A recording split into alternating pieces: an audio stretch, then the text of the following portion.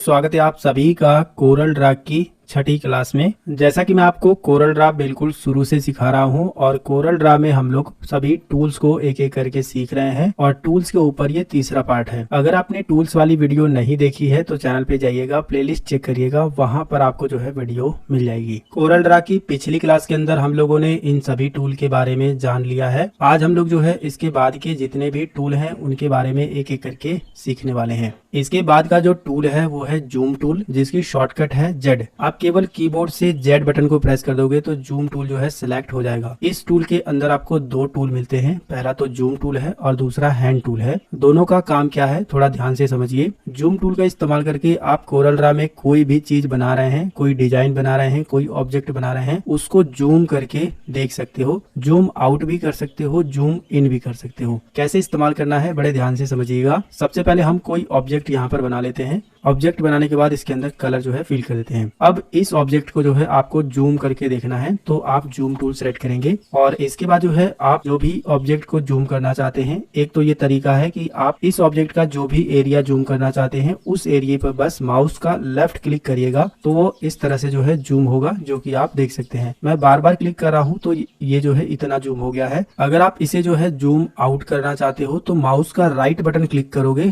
तो ये जो है जूम आउट होगा कुछ इस तरह से, जो कि आप देख पा रहे हैं। जितना जूम आउट आपको करना है उतनी बार जो है आपको माउस का राइट बटन क्लिक करना है तो जूम आउट होगा, और जूम इन करने के लिए माउस का लेफ्ट बटन क्लिक करना है। किसी भी ऑब्जेक्ट को जूम करने के लिए आप उस ऑब्जेक्ट पर बस क्लिक करेंगे। अगर आप बाहर क्लिक करेंगे तो वो वाला हिस्सा जो है जूम होगा जहां पर आप क्लिक करेंगे। अगर आप उस ऑब्जेक्ट को जूम करना चाहते हैं तो उस ऑब्जेक्ट पर आपको क्लिक करना होगा, ठीक है। अगर आप इस ऑब्जेक्ट का किसी एक हिस्सा जूम करना चाहते हैं तो आपको केवल उसी हिस्से पर क्लिक करना है, माउस का लेफ्ट बटन। अगर आप इसी हिस्से को छोटा करना चाहते हैं तो माउस का राइट बटन क्लिक करेंगे तो वो हिस्सा छोटा होगा, या फिर आप बीच में भी जो है माउस का राइट बटन क्लिक कर दोगे। जूम इन करने का एक और तरीका है कि जो भी ऑब्जेक्ट को आप बड़ा करना चाहते हो उस ऑब्जेक्ट को जो है इस तरह से आपको सिलेक्शन बनाना है।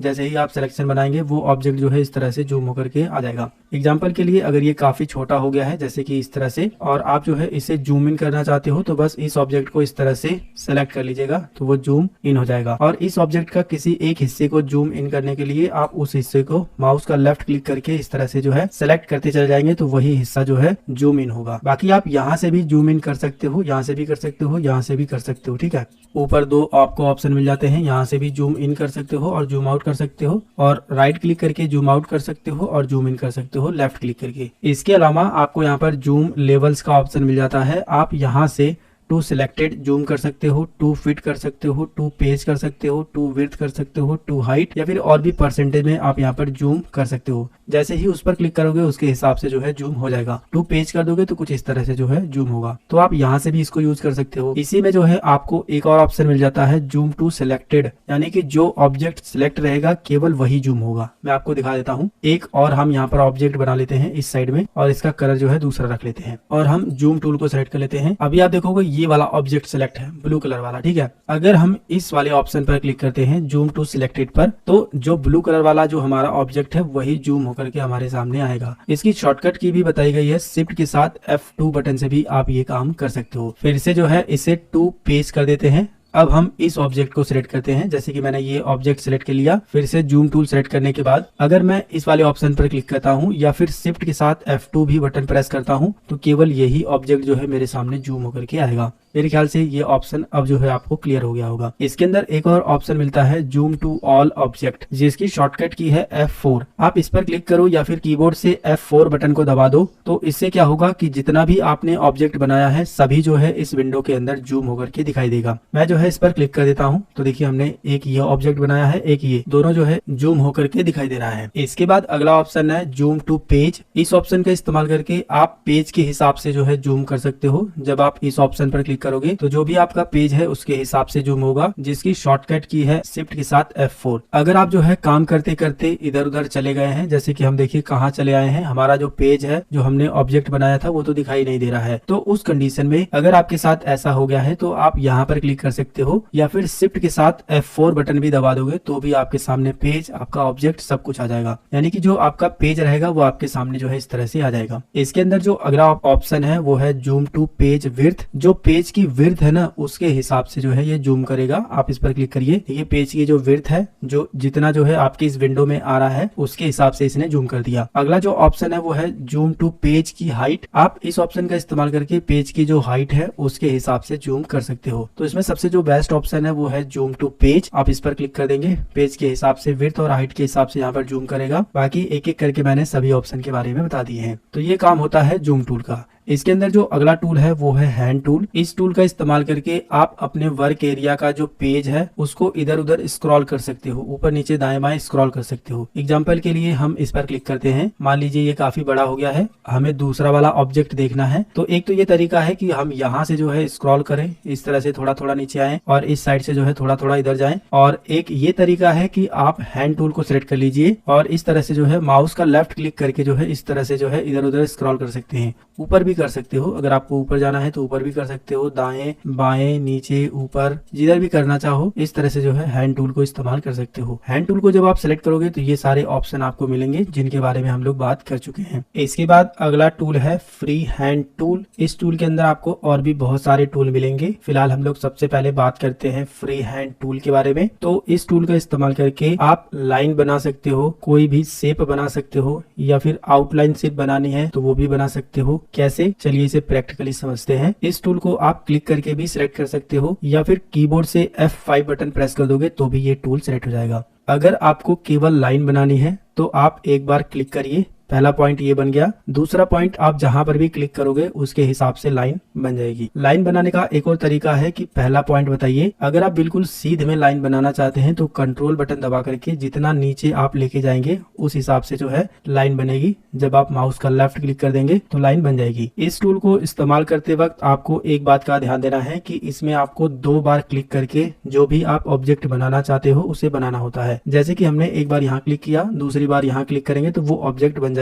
तीसरी बार अगर हम कहीं क्लिक करेंगे तो फिर से जो है एक नया ऑब्जेक्ट बनेगा। तो इस बात का आपको ध्यान देना है। ये चीजें मैं आपको क्यों बता रहा हूँ, क्योंकि जब आप इस टूल का इस्तेमाल करके कोई शेप बनाएंगे तो आपको माउस का लेफ्ट क्लिक छोड़ना नहीं है। पहला तो क्लिक आपको तभी कर देना है जब आप स्टार्ट कर रहे हो। इसके बाद जिस भी एंगल में आप माउस को घुमाओगे उस हिसाब से जो है शेप बनेगा। एग्जांपल के लिए मान लीजिए हम ऐसे ऐसे जो है कर्व करके शेप बनाना चाहते हैं। बनाने के बाद इस वाले पॉइंट पे ला करके बस छोड़ देंगे तो इसके बाद ये जो है यहाँ पर दूसरा पॉइंट मिल जाएगा और इसके बाद जो है ये शेप बन जाएगा। तो इस टूल का इस्तेमाल करके आप शेप भी बना सकते हो। इसके अलावा अगर आपको केवल आउटलाइन बनानी है तो आप माउस का लेफ्ट क्लिक करके इस तरह से लाने के बाद बिना इसको मिलाए बाहर ही छोड़ दोगे तो केवल ये आउटलाइन बनेगी, ये शेप नहीं है। अगर आप इसमें कलर फिल करोगे तो कलर फिल नहीं होगा। जब तक आप इसे बंद नहीं कर दोगे तब तक ये शेप नहीं कहलाएगा और इसके अंदर आप कलर भी नहीं फिल कर पाओगे। वहीं अगर आप जो है इसके अंदर कलर फिल करते हो तो फिल हो जाएगा, देख सकते हो। लेकिन इसको सेलेक्ट करने के बाद अगर आप कलर फिल कर रहे हो तो नहीं हो रहा है। कलर फिल कब होगा, जब ये जो आउटलाइन है एक दूसरे से मिल करके बंद हो जाएगी तब। इसे आप बंद करना चाहो तो जब आप इस ऑब्जेक्ट को सिलेक्ट करोगे तो ऊपर प्रॉपर्टी बार में आपको एक ऑप्शन दिखाई देगा ऑटो क्लोज कर्व का। आप इस ऑप्शन पर जैसे ही क्लिक कर दोगे तो इसके बाद जो है ये कर्व बंद हो जाएगा, जो कि आप देख सकते हो। इसके बाद जो है आप इसके अंदर कलर जो है फिल कर पाओगे। तो मेरे ख्याल से आपको समझ आ गया होगा कि फ्री हैंड टूल से आप लाइन बना सकते हो, कर्व बना सकते हो, शेप बना सकते हो। एग्जाम्पल के लिए इस टूल से एक छोटा सा डिजाइन मैं आपको बना करके दिखाना चाहूंगा ताकि आपको एक आइडिया मिल जाए कि आप इस टूल से क्या क्या कर सकते हो। तो हम इस टूल को ही सिलेक्ट करेंगे और यहाँ पर पहला पॉइंट क्लिक कर देंगे और कंट्रोल बटन दबा करके एक सीध में जो है इस तरह से एक छोटी सी लाइन बना लेंगे, इतनी बड़ी लाइन, ठीक है। इसके बाद जो है शेप टूल को सेट करेंगे, इस लाइन पर क्लिक करेंगे, यहाँ से जो है कन्वर्ट लाइन टू कर्व पर क्लिक करेंगे और बीच से पकड़ करके इस तरह से जो है इसको कर्व कर देंगे। इसके बाद जो है पिक टूल को सेलेक्ट करेंगे, इस वाले पॉइंटर पे लेके आएंगे मिड पॉइंट पर, कंट्रोल बटन को दबा लेंगे, माउस का लेफ्ट बटन दबा करके इधर जो है ड्रैग करेंगे। अगर आप कंट्रोल बटन नहीं दबाओगे तो इस तरह से जो है होने लगेगा, इस तरह से, ठीक है। तो कंट्रोल बटन दबा लोगे तो बिल्कुल एग्जैक्ट शेप में बनेगा, जितना इस साइड था उतना इस साइड भी बनेगा। अभी जो है माउस का लेफ्ट बटन और कंट्रोल बटन छोड़ना नहीं है, तुरंत माउस का राइट बटन क्लिक करना है, इसके बाद लेफ्ट बटन छोड़ करके कंट्रोल बटन छोड़ देना है। तो आप देख सकते हो इस तरह से जो है हमको एक शेप मिल गया है। अब हम क्या काम करेंगे, दूसरी वाली आउटलाइन को जो है थोड़ा सा उठा करके इस साइड में जो है ऐसे रख देंगे, ठीक है। थोड़ा सा ऊपर रख देंगे, थोड़ा सा अंदर, कुछ इस तरह से, ठीक है। अब इस वाली आउटलाइन को सेलेक्ट करेंगे, यानी कि इस वाली कर्व लाइन को। इसके बाद यहाँ पर एक ब्लेंड टूल मिलेगा, इंटरेक्टिव ब्लेंड टूल, आप इस पर क्लिक करिएगा। इसके बाद इस वाली लाइन को इस वाली लाइन से कुछ इस तरह से मिला देंगे। तो अब आप देख सकते हो